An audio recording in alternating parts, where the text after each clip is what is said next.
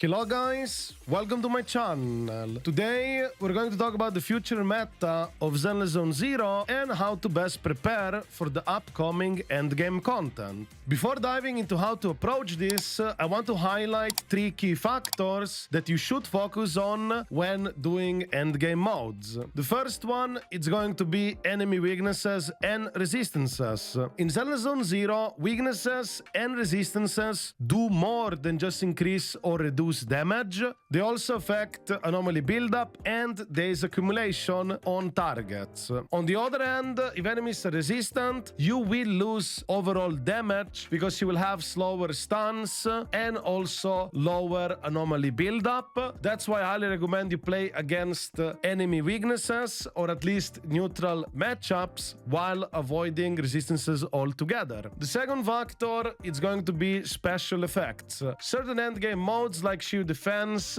offer buffs. They're called special effects. In Genshin Impact, they're called Blessings, Honky Elite's Turbulence. If you can capitalize on these buffs with the right characters, you'll have an easier time progressing in those modes. And lastly, the third factor, which is not that much talked about within the community, enemies themselves. A lot of enemies have different mechanics or things they do. Some enemies are even more susceptible to certain type of mechanics, and certain type of characters you might have will be able to take advantage of that.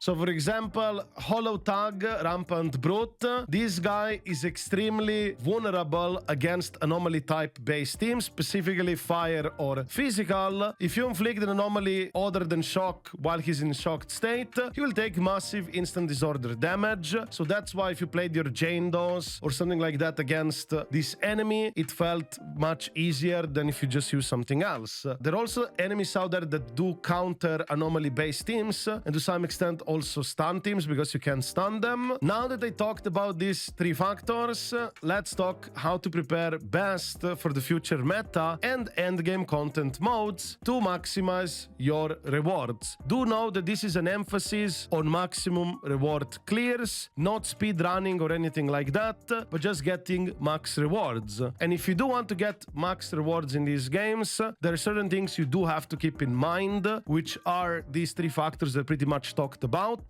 But now I also do want to talk about the approaches to your account preparation. There are 2 ways how to go about it with your account. The first way is horizontal investment.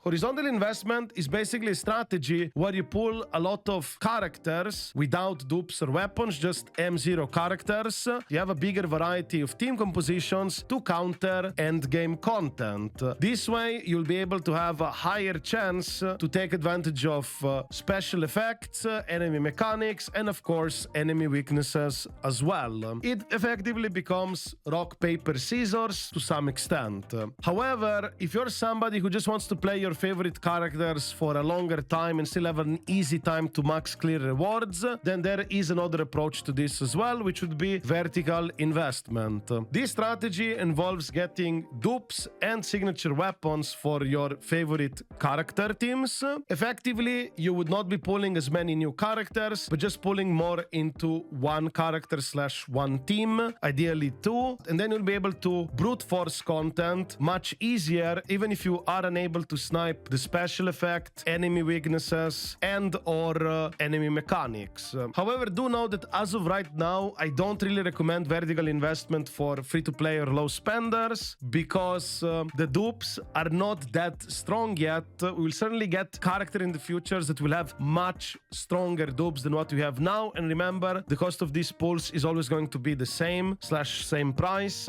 That's why I would recommend holding on to that.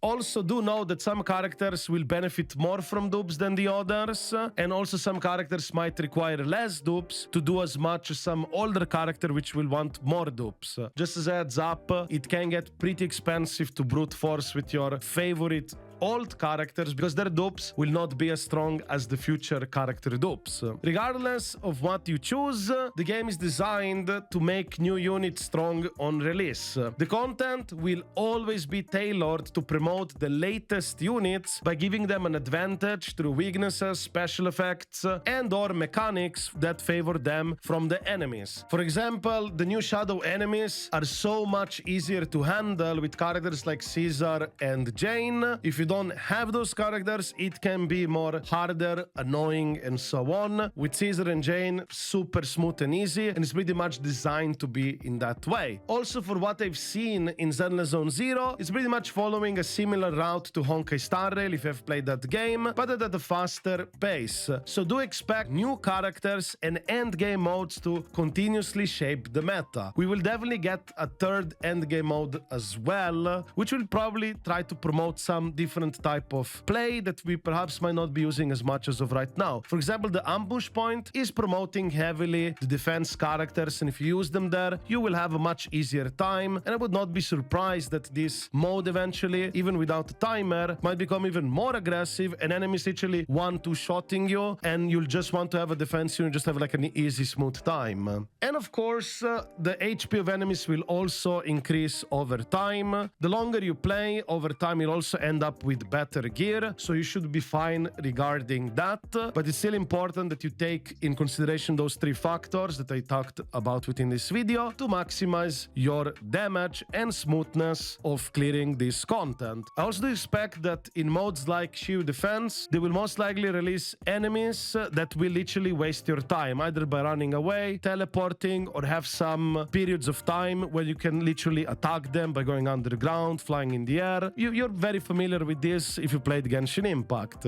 And now that we kind of established how this stuff actually works, now let's look ahead how to prepare best for the upcoming shield defenses / ambush points. In the near future, we'll still be in a physical / fire meta for endgame content, because the content is going to be heavily promoted for those two weaknesses, and also special effects will be there in place to give advantage to Caesars, Bernies, and this type of newer characters. However, with Yanagi's release, the meta will start shifting towards enemies with electric weakness, because that's how they will start promoting Yanagi release. And also, surprisingly enough, or not even, these new enemies, or some of them that we're going to face, are not only electric weakness, but conveniently also resistant to physical damage. In this way, they will promote Yanagi and Bernie synergy, and not so much Yanagi with Piper or Jane. You probably already noticed this with Elle and Joe, where new enemies are resistant to ice to push new units. Essentially, Hoyoverse controls the meta with quote-unquote flick of a switch.